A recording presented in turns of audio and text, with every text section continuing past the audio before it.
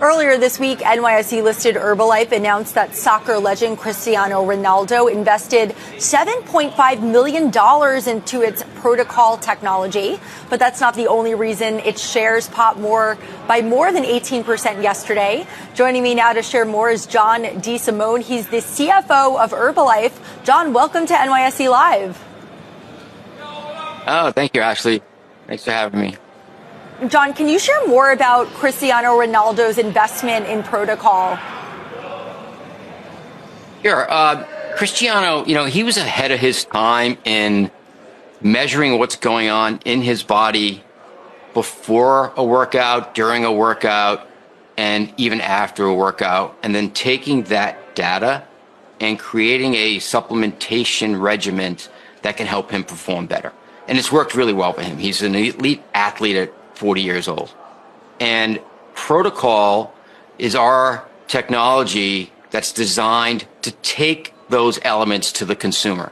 What health and wellness has always been grounded in measurement, right? It used to be just a simple scale, or how fast did you run a 5K and am I getting quicker, or how much weight did I lift? But what a consumer can measure today is exponentially greater than what they could measure even 10 years ago, with all the wearables and AI and its ability to track micro and macronutrients through meals.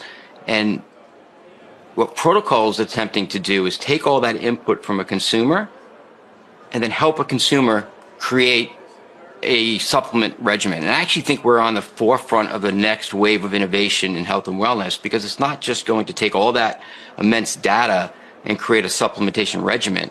We're going to have the ability to create a unique supplementation formula just for each individual. So actually, you could take your inputs and we can create a supplement formula just for you.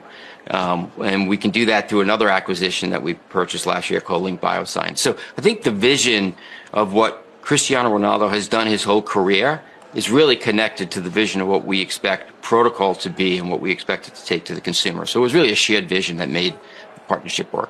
All right, and you just released earnings a few days ago. We saw your shares pop more than 18% yesterday in its full session. What should investors take away from the report? Well, we have a lot of momentum coming into 2026. We've had a lot of improvements in our performance over the last 8 quarters. Last 2 have had reported growth. We're expecting growth in Q1. We're expecting growth for the full year in 2026. So a lot of the initiatives the company has put in place over the last 8 years is starting to be seen in its results, and we're taking that momentum into next year. So I think we're in a good cycle.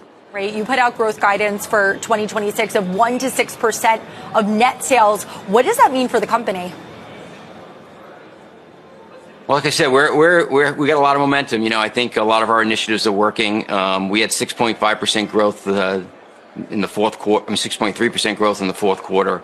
We're projecting 3 to 7% growth in the first quarter, and like you said, 1 to 6% for the full year. I think, like I said, we have good growth trajectory right now, and so it puts us in a strong position. What problem is Herbalife solving for clients? Well, health and wellness is a growing space, but it's also a very complicated space.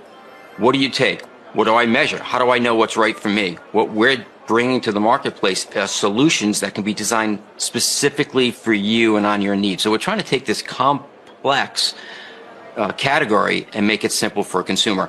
An all-in-one solution, the technology you need and the products you need and the community you need to take it with, so that you had the discipline and the accountability to stay on the program.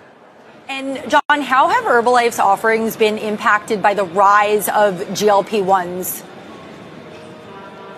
Well, we're health and wellness. I think, weight management companies have been impacted, but I think one of the unique benefits of Herbalife is we're a functional food company, and one of our top products is a protein shake. And I think protein shakes work really well with GLP-1, because some of the challenges of consumers have on GLP-1 is muscle mass loss and bone density loss. And we can provide the macro and micronutrients, including the protein somebody on a GLP-1 program needs, through a very low calorie, easy to take delivery form. So I think we can work in conjunction with GLP-1, not as a competitor to GLP-1. And what is next for Herbalife?